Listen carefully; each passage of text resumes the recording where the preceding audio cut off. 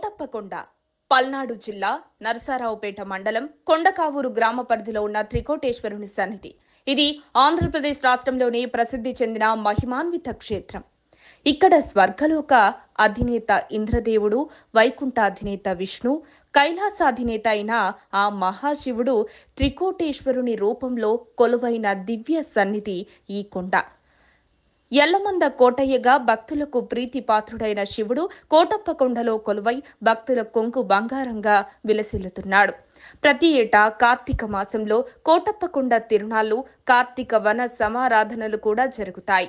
ఈ తిరునాళ్లలో చుట్టుప్రక్కల ఊర్ల నుండి ప్రభలతో భక్తులు లక్షల సంఖ్యలో త్రికోటేశ్వర స్వామివారి దేవాలయాన్ని దర్శిస్తారు.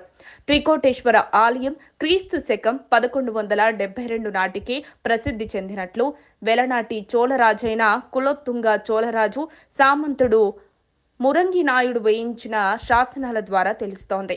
నరసరావుపేట, చిలకలూరిపేట, అమరావతి, పెట్లూరివారిపాలెం జమీందార్లు, అలాగే శ్రీకృష్ణ దేవరాయల వారు త్రికోటేశ్వర స్వామివారికి భూములు సమర్పించారు.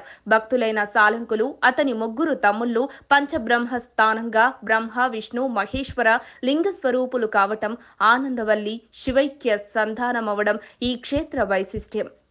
బ్రహ్మోపదేశం చేసిన క్షేత్రంగా, దక్షయజ్ఞం విధ్వంసం తర్వాత శివుడు బ్రహ్మచారిగా, చిరుప్రయాపు వటువుగా మేధా దక్షిణామూర్తి రూపంలో కోటప్పకొండలో వెలిసినట్లు స్థల పురాణం.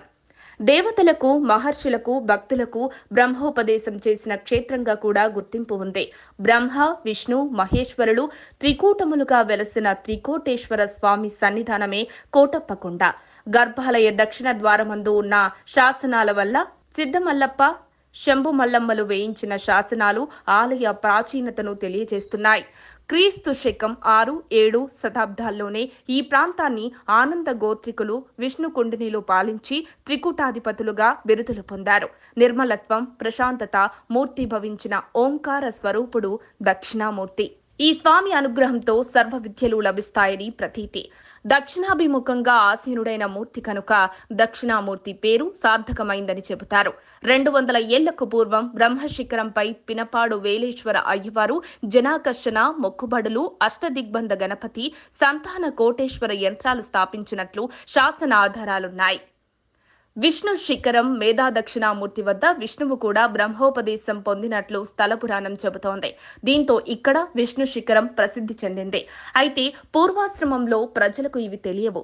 డాక్టర్ కోడెల శివప్రసాదరావు కోటప్పకొండకు ఘాట్ రోడ్డు నిర్మాణం చేయించారు. ఘాట్ రోడ్డులోని 2 మలుపుల్లో బ్రహ్మదేవుని విగ్రహాన్ని, అదే మలుపులో మహావిష్ణువు, లక్ష్మీదేవి, ఆదిశేషుని విగ్రహాలను ఏర్పాటు చేయించారు. కొండపైన భారీ వినాయకుని విగ్రహాన్ని కూడా నిర్మించారు. బ్రహ్మశిఖరం, దక్షయజ్ఞం అనంతరం త్రికోటేశ్వరుడు కోటప్పకొండలో ధ్యాన శంకరునిగా, దక్షిణామూర్తిగా వెలిశాడని స్థల పురాణం. ఆయన వద్ద బ్రహ్మ, విష్ణువులు అనేక మంది దేవతలకు ఇక్కడ బ్రహ్మోపదేశం చేశారు. అందువల్లే ఇక్కడ బ్రహ్మశిఖరం ఏర్పాటైంది. దివ్య మహిమ కలిగిన కోటప్పకొండపైకి చేరడానికి 2 మార్గాలున్నాయి. పాప వినాశన స్వామి దేవస్థానం పడమరగా మెట్ల మార్గం ఒకటి, రెండవది వాహనాలతో పైకి వెళ్లడానికి వీలుగా ఘాట్ రోడ్డు మార్గం ద్వారా వెళ్లవచ్చు. మరిన్ని అప్డేట్స్ కోసం మా కాయ్ టీవీని సబ్స్క్రైబ్ చేసుకోండి. మా వీడియో కనుక మీకు నచ్చినట్లయితే లైక్ చేయండి, షేర్ చేయండి. మీ విలువైన అభిప్రాయాలను కామెంట్ బాక్స్లో తెలియజేయండి.